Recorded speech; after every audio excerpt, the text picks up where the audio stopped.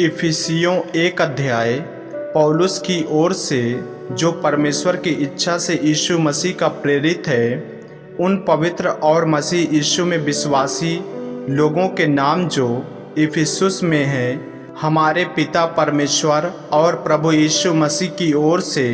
तुम्हें अनुग्रह और शांति मिलती रहे। मसीह में आत्मिक आशीषें। हमारे प्रभु यीशु मसीह के परमेश्वर और पिता का धन्यवाद हो कि उसने हमें मसीह में स्वर्गीय स्थानों में सब प्रकार की आत्मिक आशीष दी है, जैसा उसने हमें जगत की उत्पत्ति से पहले उसमें चुन लिया कि हम उसके निकट प्रेम में पवित्र और निर्दोष हों, और अपनी इच्छा के भले अभिप्राय के अनुसार हमें अपने लिए पहले से ठहराया कि यीशु मसीह के द्वारा हम उसके लेपालक पुत्र हों, कि उसके उस अनुग्रह की महिमा की स्तुति हो जिसे उसने हमें उस प्रिय में सेंत में दिया। हमको उसमें उसके लहू के द्वारा छुटकारा अर्थात अपराधों की क्षमा उसके उस अनुग्रह के धन के अनुसार मिला है, जिसे उसने सारे ज्ञान और समझ सहित हम पर बहुतायत से किया, क्योंकि उसने अपनी इच्छा का भेद उस भले अभिप्राय के अनुसार हमें बताया, जिसे उसने अपने आप में ठान लिया था कि समयों के पूरे होने का ऐसा बंधन हो कि जो कुछ स्वर्ग में है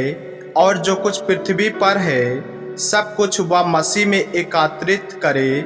उसी में जिसमें हम भी उसी की मानसा से, जो अपनी इच्छा के मत के अनुसार सब कुछ करता है, पहले से ठहराए जाकर मिरास बने,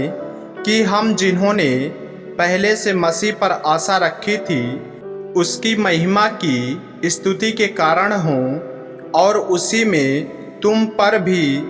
जब तुमने सत्य का वचन सुना जो तुम्हारे उद्धार का सुसमाचार है, और जिस पर तुमने विश्वास किया, प्रतिज्ञा किए हुए पवित्र आत्मा की छाप लगी, वह उसके मोल लिए हुओं के छुटकारे के लिए हमारी मिरास का बयाना है, कि उसकी महिमा की स्तुति हो। पौलुस की प्रार्थना। इस कारण मैं भी उस विश्वास का सुसमाचार सुनकर जो तुम लोगों में प्रभु यीशु पर है और सब पवित्र लोगों पर प्रकट है, तुम्हारे लिए धन्यवाद करना नहीं छोड़ता, और अपनी प्रार्थनाओं में तुम्हें स्मरण किया करता हूँ कि हमारे प्रभु यीशु मसीह का परमेश्वर जो महिमा का पिता है, तुम्हें अपनी पहचान में ज्ञान और प्रकाश की आत्मा दे, और तुम्हारे मन की आंखें ज्योतिर्मय हो कि तुम जान लो कि उसकी बुलाहट की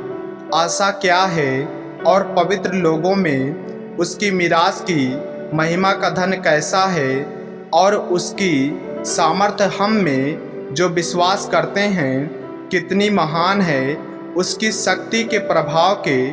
उस कार्य के अनुसार जो उसने मसीह में किया, कि उसको मरे हुओं में से जिलाकर स्वर्गीय स्थानों में अपनी दाहिनी ओर सब प्रकार की प्रधानता और अधिकार और सामर्थ और प्रभुता के और हर एक नाम के ऊपर, जो न केवल इस लोक में पर आने वाले लोक में भी लिया जाएगा, बैठाया, और सब कुछ उसके पांव तले कर दिया,